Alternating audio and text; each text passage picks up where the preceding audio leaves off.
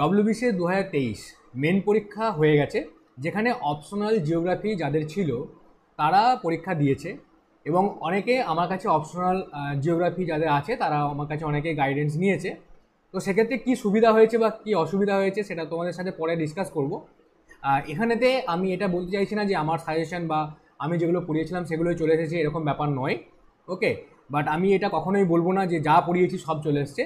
But অনেক ক্ষেত্রে আমি দেখতে পাচ্ছি যে কনসেপচুয়াল ক্লাসগুলো আমি করিয়েছিলাম সেখানে অনেকে সুবিধা পেয়েছে এবং তারা আমাদেরকে বলেছে এখানে আমি অনেকটা কনফিডেন্ট এবার থেকে।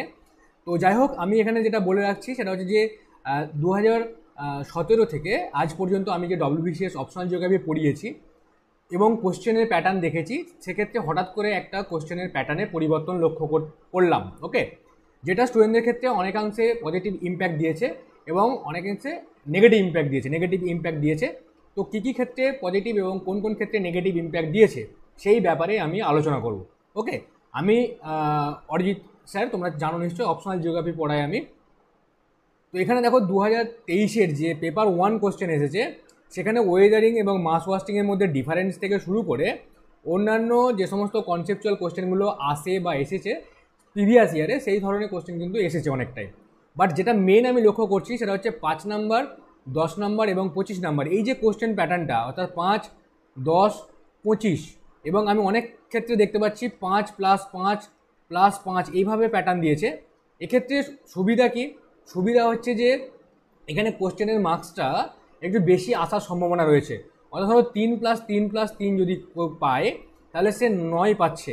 বাট আগের যেটা ছিল সেটা যদি 15 নম্বরে একটা কোশ্চেন থাকতো, সেখানে 9 পেতে গেলে একটু অসুবিধা হতো, বিকজ একটা কোশ্চেনে 15 নম্বর করে দেওয়া থাকতো। এক্ষেত্রে এটা কিন্তু সুবিধা হয়েছে। অসুবিধাটা কোথায়? অসুবিধাটা হচ্ছে যদি তুমি প্রপার গাইডেন্সের মধ্যে না থাকো এবং কনসেপ্ট তোমার যদি ক্লিয়ার না থাকে, তাহলে এই 3টে 5-এর পার্টের কোশ্চেন লিখতে গেলে তোমার টাইম ম্যানেজমেন্টের সমস্যা হবে। এবং তুমি যদি প্রচুর পরিমাণে মক টেস্ট না দাও এবং লেখা প্র্যাকটিস না করো, তাহলে কিন্তু এখানে একটা বড় অসুবিধা দেখা দেবে। ওকে, তো এই যে বিষয়টা, এই বিষয়টা কিন্তু মাথায় রাখতে হবে এবং খেয়াল রাখতে হবে এবং সেভাবে কিন্তু আমাদেরকে প্রিপারেশান নিতে হবে 2024-এর জন্য। এবং 2024-এর জন্য যে প্রিপারেশান নেবে সেটাও ডেসক্রিপটিভ টাইপের, এবং 2025-এ যদি সিলেবাসে পরিবর্তন হয় তাও কিন্তু এই পেপারটা ডেসক্রিপটিভ পেপার হিসাবেই থাকছে।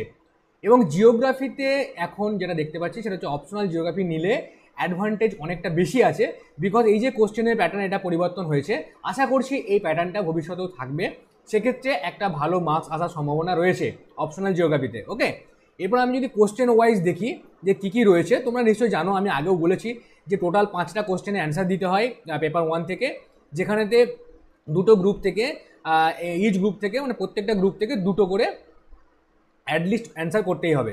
তো সেক্ষেত্রে দেখো এখানেতে যেগুলো ছিল সেগুলো ওয়েদারিং অ্যান্ড মাস ওয়াস্টিংয়ের ডিফারেন্স, বিভিন্ন মাস ওয়াস্টিংয়ের ফ্যাক্টর কোশ্চেন ছিল, ডায়নামিক ইকুইলিব্রিয়ামের কনসেপ্টটা ছিল, এয়ার মাস ছিল, এয়ার মাস যেগুলো তার যে ক্লাসিফিকেশান সেগুলো বেসিস কী, সেগুলো এয়ার মাসের মডিফিকেশান কী, হ্যাঁ, ওয়েদার কন্ডিশন এয়ার মাসের জন্য কী হয়ে থাকে, এই ধরনের বিভিন্ন বিষয় রয়েছে। এবং ফন্টোজেনেসিস, ফন্টোলাইসিস যেগুলো আমি তোমাদের পড়িয়েছিলাম অনেকেই জানো। তো এবং ওশেনোগ্রাফি থেকে ওশেন কারেন্টের ইনফ্লুয়েন্সিং ফ্যাক্টর, অর্থাৎ কোশ্চেন যেটা রয়েছে সেটা কিন্তু খুব একটা কঠিন আমি বলবো না, মডারেট কোশ্চেন হয়েছে। এবং দেখো আমি তোমাদেরকে বলেওছিলাম থিমেটিক ম্যাপ সম্পর্কে, থিমেটিক ম্যাপের ক্যারেক্টারিস্টিক্স, ডিফারেন্ট টাইপস এগুলো পড়িয়েছিলাম। এই ধরনের বিভিন্ন বিষয় যেগুলো পড়িয়েছিলাম সেগুলো থেকে কোশ্চেন এসছে, সব চলে এসছে আমি একদমই বলবো না, বাট যে কনসেপ্টগুলো রয়েছে সেগুলো কিন্তু অ্যান্সার করে আসা যায়।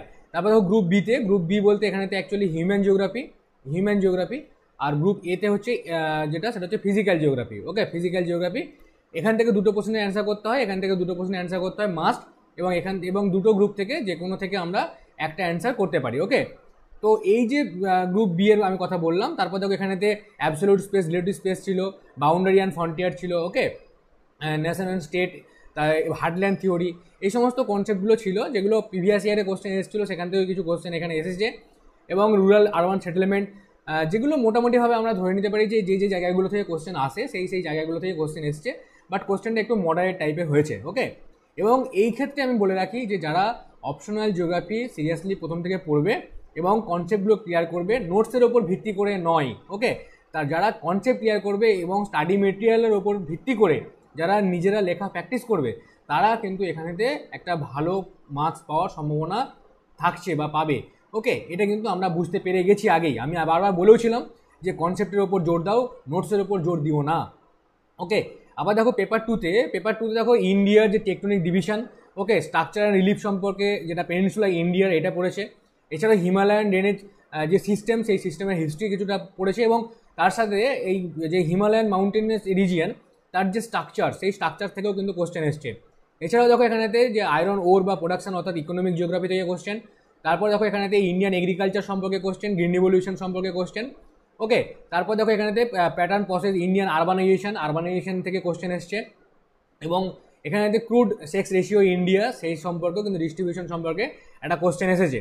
এখানে দেখো 5, 15, 10 এই ধরনের যে প্যাটার্নটা কিন্তু আমার বেশ ভালো লেগেছে, বিকজ এখান থেকে নাম্বার আসার সম্ভাবনা অনেক বেশি। দেখো এখানে প্রত্যেকটা কোশ্চেন দেখো 5 করে দেওয়া আছে, 5+5+5 করে দেওয়া আছে। গ্রোথ, হ্যাঁ, কাল্টিভেশন, প্রোডাকশন, প্রবলেম, প্রসপেক্ট, এই ধরনের পার্ট করে নাম্বার দেওয়া আছে, যার ক্ষেত্রে নাম্বার বা মার্কস পাওয়ার ক্ষেত্রে একটা বড় সুবিধা রয়েছে। এখানেও তাই রয়েছে কিন্তু। তো এই ধরনের যে কোশ্চেন আসছে এতে কিন্তু পেপার টুতে নাম্বার আসার সম্ভাবনা রয়েছে।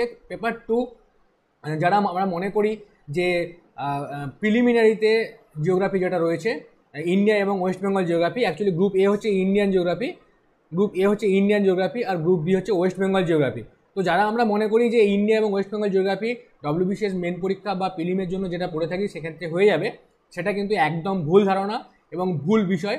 এখানে কনসেপ্ট ক্লিয়ার করতে হবে এবং রিসেন্ট এবং কন্টেম্পোরারি ইস্যু সম্পর্কে তোমাদেরকে কিন্তু অবশ্যই জানতে হবে, তাছাড়া কোনো উপায় নেই এখানেতে, তাই না? তোমরা নিশ্চয়ই বুঝতে পারছো। তো এক্ষেত্রে আমি বলে রাখি যে যারা ডব্লিউবিসিএসে প্রিপারেশান নিচ্ছ এবং অপশনাল জিওগ্রাফি নিয়ে ভাবছো, তাদের এখন কিন্তু একটা নির্দিষ্ট গাইডেন্সের মধ্যে থাকা উচিত। এটা সেলফ স্টাডি হতে পারে। সেলফ স্টাডি হলে তোমরা প্রত্যেকটা কনসেপ্টকে ক্লিয়ার করার চেষ্টা করবে বিভিন্ন জায়গা থেকে। ইউটিউবে এখন প্রচুর সোর্স, ওকে, এভাবে তোমরা কিন্তু প্রিপারেশান নিতে পারো। আর এক্ষেত্রে আমি বলে রাখি যাদের পক্ষে সম্ভব তাদের আমি অপশনাল জিওগ্রাফির একটা নতুন ব্যাচ স্টার্ট করছি, ওকে, সেই ব্যাচে যদি যার পক্ষে সম্ভব তারা কিন্তু অ্যাডমিশন নিতে পারো এবং প্রপারলি একটা প্রিপারেশান নিতে পারো। বাট যারা পারবে না বা যাদের পক্ষে সম্ভব না তারা কিন্তু একটা জিনিস মাথায় রাখবে যে কনসেপ্ট ক্লিয়ার করতে হবে, অর্থাৎ প্রত্যেকটা টপিক যেগুলো রয়েছে সেই টপিকের কনসেপ্ট এবং তার রিলেটেড কনসেপচুয়াল যে কনসেপ্ট রয়েছে, তার রিলেটেড যে কন্টেম্পোরারি ইস্যু রয়েছে সেগুলোকে কিন্তু আমাদের জোর দিতে হবে, তাহলে কিন্তু ভালো মার্কস আসার সম্ভাবনা রয়েছে। এবং এটা খুব ভালো একটা দিক যে অপশনাল জিওগ্রাফিতে এভাবে পার্ট করে নাম্বার বা মার্কসের যে প্যাটার্ন, সেই প্যাটার্নের মার্কস কিন্তু বেশি আসার সম্ভাবনা রয়েছে এবং থাকছে। ওকে, যাই হোক, যারা নতুন ব্যাচে ভর্তি হবে তারা কন্ট্যাক্ট করতে পারো, আমি এই ভিডিও ডেসক্রিপশন বক্সে দিয়ে দিচ্ছি। আর ডিটেলস অ্যানালাইসিস সেটা আমি গুগল মিটের মাধ্যমে আমার যে স্টুডেন্ট রয়েছে বা যারা আমার নেটওয়ার্কের মধ্যে রয়েছে তারা কিন্তু তোমরা ডিটেলস অ্যানালাইসিসের ক্লাসটা অবশ্যই করো। আর যারা ক্লাস মানে আমার স্টুডেন্ট নও এখন পর্যন্ত বাট এই অ্যানালাইসিসের ক্লাসটা করতে চাও, তাদের জন্য আমি একটা গ্রুপের লিঙ্ক দিচ্ছি, সেই লিঙ্কে তোমরা অ্যাড হতে পারো। সেখানে তোমাদের কোনো ফিজ পেমেন্ট করতে হবে না, ফ্রি অফ কস্টে এই ডিটেলস অ্যানালাইসিস এবং আমরা ভবিষ্যতে কীভাবে প্রিপারেশান নিতে পারি তার স্ট্র্যাটেজি সম্পর্কে আমি কিন্তু আলোচনা করব। ওকে, যাই হোক, আজকে এই পর্যন্তই, এইটুকুই আমি বলার ছিল, জাস্ট একটা reaction after examination. Okay, WBCS main optional geography clear.